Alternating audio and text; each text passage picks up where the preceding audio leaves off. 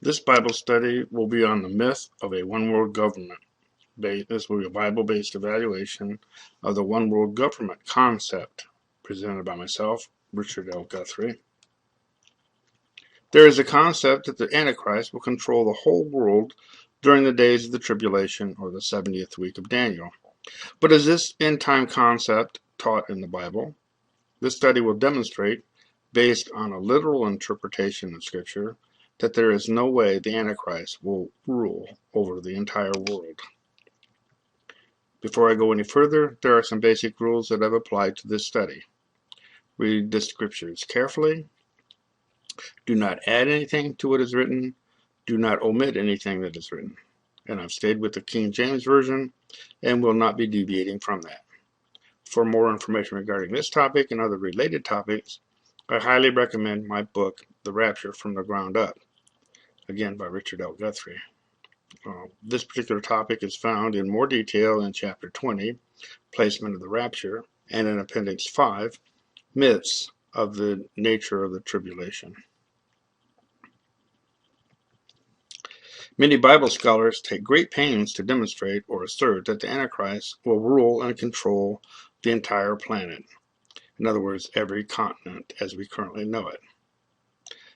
It's the one world government proclamation. Our knowledge of the earth has drastically changed during the past 2,000 or 3,000 years. Let's evaluate to see just how much territory the Antichrist is allowed to control. The Bible will be our primary source of information. Let's begin with Daniel's interpretation of King Nebuchadnezzar's dream, found in Daniel chapter 2, verses 31 to 35. The statue was made of differing metals, representing Babylon and future earthly kingdoms. The first four kingdoms of Daniel's gold statue prophecy are said that they shall rule over all the earth. I want to emphasize that Daniel said they will rule over all the earth, and that's found in Daniel 2:39. We know from world history that these four kingdoms have been the Babylonian Empire, followed by the Medo-Persian Empire, followed by the Grecian Empire, and then followed by the Roman Empire. The remaining empires are mainly future empires. We will address those empires that history has kindly already revealed to us. We know that from world history that Japan, China, Africa, the Egyptian Empire predates this prophecy and was not included. The American Indians, Incas, Aztecs, and Australia all had tribes, nations, or dynasties that ran parallel to some of these better-known empires. Yet Scripture, in other words Daniel, tells us that these four kingdoms, Babylonian, Medo-Persian, Grecian, and Roman empires, all ruled over all the earth. This seems to be a somewhat myopic view of the real events of the world. Many will point this out as an error in Scripture, since the first four kingdoms did not rule over the whole earth. But there may be a simple explanation. Note what the Babylonian, the Medo-Persian, the Greek, and the Roman empires all have in common. They all controlled the Fertile Crescent and the Israelites. This means that these countries controlled the land promised to Genesis. And I'll refer you back to Genesis 15 and verse 18. This is a map of the land that was promised to Abraham. It extends from the Euphrates to the Great Sea, or the Mediterranean Sea, and to the River Nile. Quite a large area of territory.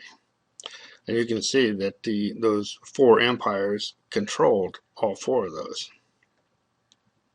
Each of the empires represented in the statue of King Nebuchadnezzar's dream controlled or will control the future empires, or will control the Middle East.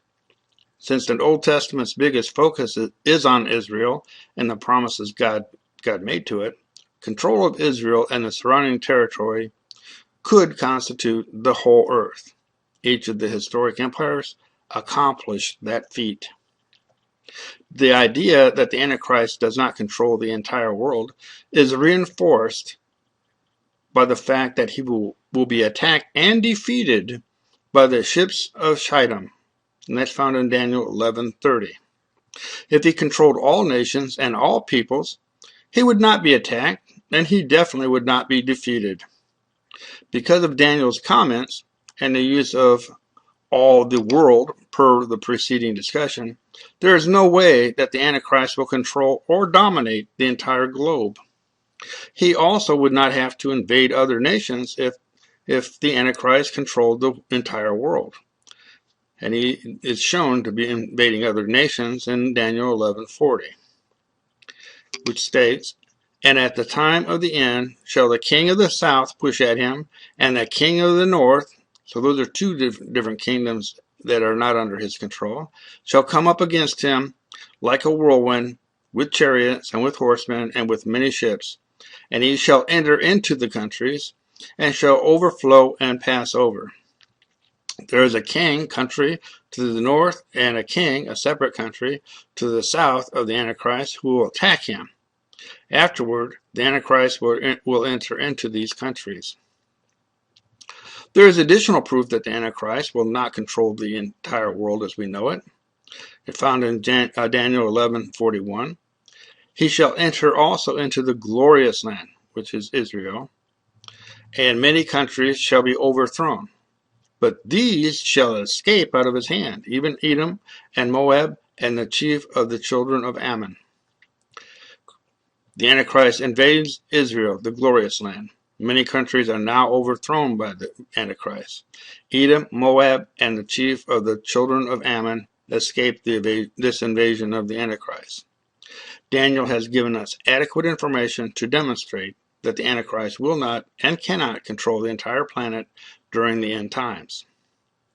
Any of the following disproves that the Antichrist will form a one-world government. 1. The ships of Shittim attack and defeat the Antichrist. 2. A nation to the north attacks the Antichrist. 3. A nation to the south attacks the Antichrist. 4. The Antichrist invades Israel, which he does not yet control. The Antichrist invades multiple countries surrounding his domain. He obviously does not control these countries. 3 countries or groups of people are never controlled by the Antichrist. Edom, Moab, and the chief of the children of Ammon are never conquered by the Antichrist. If the Antichrist truly was the universal dictator of the entire planet, none of the above events could ever happen. Because of Daniel's comments and the use of all the earth per the preceding discussion, there is no way that the Antichrist will control or dominate the entire planet. This does not mean that events against the Antichrist won't affect things globally. For example, OPEC was able to cripple the world's economy in the mid-1970s. Jesus also stated that the termination of all life is possible because of these end-time events, and that's found in Matthew 24:22.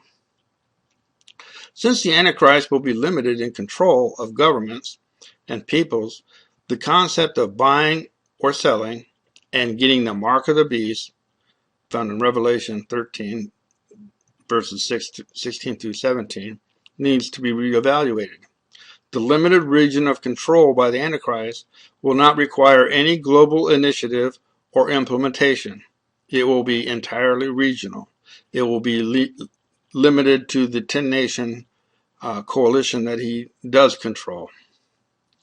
Since the Antichrist will be limited in control of governments and people, the concept that the Revelation judgments, the seal judgments, the trumpet judgments, and the vial judgments may very well be limited also. It is also reasonable to assert that the end-time plagues and these judgments will be focused on the Middle East.